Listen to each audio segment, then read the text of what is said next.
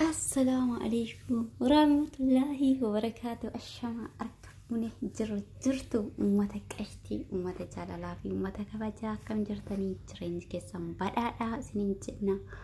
الحمد لله رب العالمين.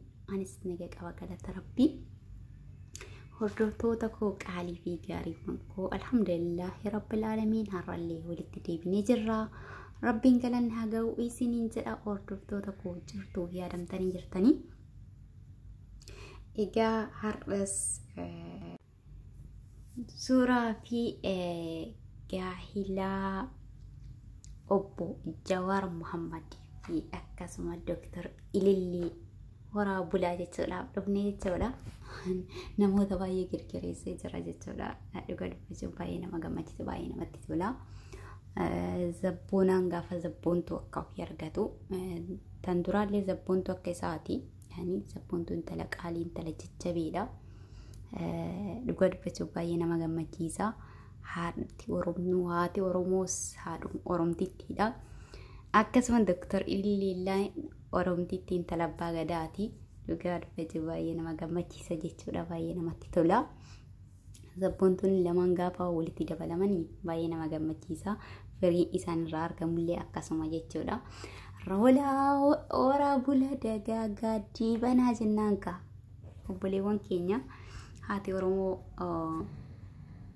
ولا بني مريتاني سوان بين نجرسون كيدي جراتي ان شاء الله ربي ولي نفسي سيني نمني كوني بازوي انما ادو كركرا جراتو كما درجه اما تري ادو غرغرا سيو كايتو بربادي چودا گمنو دفس دكتور إلي بيرا جمس ولا كيس هاد ورمو برات mana لمس كرتشو بربادي رامبيك نسني ورا ولا دجاجة جناني دوغا باي نما gammachiisa jechuudha. Agenda media kana qiqqee fudhatee qabe jechuudha. La ilaha illallah hinaafu dhammaka wayyo Itoophiyaan Ameerikaa fakkaachuun ammaka. رب صبري سني أجل نابتني اللي جت نعمل قراني يتمنوا وجت بينا ورا دادا دكتور إلين اتجابس جتني اتجابس رومو كجت كدباتي ورئيسي تجرتي akkasumas ka Obbo Jawaar illee akkasi mul'ii qabatee seequun asii laal guruundoo guutee seequu kana laal seequu shamarran onni daaksu kana seeqate jechuudha. Isiillee laalka seequu isaa san keessa akkasitti ilaaltee ijoollee shamarranii anillee waa akka waa barataniif ilaalchi sun keessa ilaalcha jaalalaati. Onni jaalalaan guutamteen ija keessa laaltee innis akkasi laalkaa mudhii qabatee seequu laalkaa seequu jaalalaa onni irraa madde kana bashakko jechuudha. Namatti tolanii dhugaa rabbii horaa bulaa dagaagaa isiniin jennaa. Obbo Jawwee kennaa fi adde Dr. Ilillii teennaa innaanii horaa bulaa dagaagaadha. Deebanaa umrii nuuf dheeradhaa isin jaalannaa isin kabajnaa jennaanii dhugaa dubbachuuf wanti kana qaatarraa dhagahan turre kun ammoo siyaasuma jennee cadhisne jechuudha. Akkan jarri kun walitti dabalaman qaatugaa Oromoon qabnaa haa ta'u malee garuu siyaasa ta'innaa politikaa ta'innaa yaada jedhudha. Maashaallah tabarakallah itti cabsa jettee dubbatteerti inillee itti cabsuu isaa agarsiisee jira. Musii baay'ee jarri lachi baay'ee qallatanii wallahi baay'ee namatti lafa duwwaan gala baay'ee nama gammachiisan jechuudha dhugaa dubbachuudhaafi. Horaa bulaa dagaagaa deebanaa isaaniin jenna. Ilma abbaa caalu abbaa dhaalu rabbiin isaanirraa haa biqilchu. Inshaallah rabbiin bultii halaalfatee nama sodaara qaraara sodaa rabbii irratti walajicha waliin jiraatu rabbiin isaan haa taasisu. Maashaallah tabarakallah. Qabsoon Oromoodhaa inuma qabsaa'anii akkasumas abbaa keenyaa Obbo Mararaa Guddinaa irraa waa baratanii waan hubatan jennee yaanna. Sababnis qabsoon Oromoodhaa hoggaa 150 mataa itti wanni jedhanii jireenya dhuunfaa ofii dhabanii saba kanaaf jecha waa hedduu وفي تقبني keessaa galan jechuudha. Akkuma obbo Baqqalaadhaa jechuudha. Akira galgalaa waa hundatti fixatanii gaafa galgalaan keessaa bahanii ilmoon ofii gaaddisa ofiiti. Namni ilmoo qabu yoo innis deemee jedhe ilmoo santu itti hafa waan ta'eef ilmoo godhatee namni tokko firii ilmoo ofii san seenaa saba kanaa barsiisee yoo ofiis deemee jedhe ilmoo isa itti gatee deemaa jechuudha. Namni ilmoo qabne ammootuyyuu akka muka haafa hin qabneeti. Jawaar maashaallah tabaarakallaa ilmi isaa Oromoo maqaa saba guddaadhaatti moggaase qaba. Rabbiin umurii isaa dheeressu, Rabbiin galma isaa haa gahu. Ilma abbaa caalu abbaadhaan Rabbiin isaa haa taasisu Oromoo isaa jechuudha. Ammallee dabalee isaa haa kennu. Kanaaf Oromoo koo baga gammaddanii warroonni gammaddan shamarran inaafaan xiqqoo isin qaqqabdallee maal godha Rabbi sabtee jajjabanii isinii haa kennu obsaadha. Boonee miti boo'ee si dhabe jechuun shamarran eegalanii jiran dhukaasa isaanii jechuudha. Maal godhan kaawwanni nuti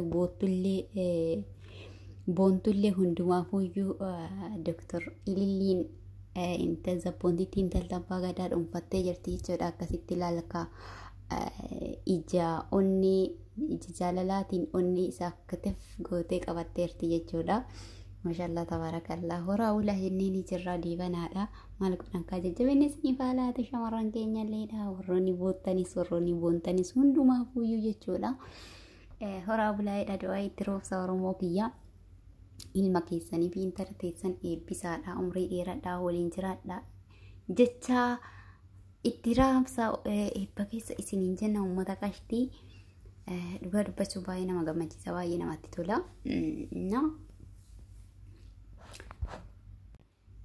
Eebjuudhaan illee eebjuutti yanni madhaa eebjuudhaanis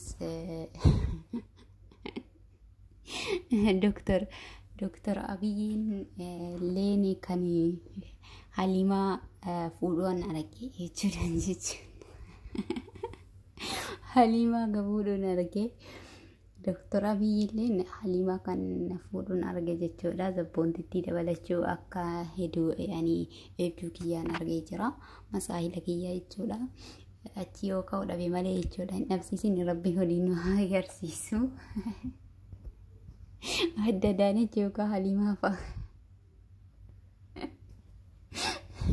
Nabalachuu takal ministeer keenyallee jechuudha. Dooktarri kabajaa.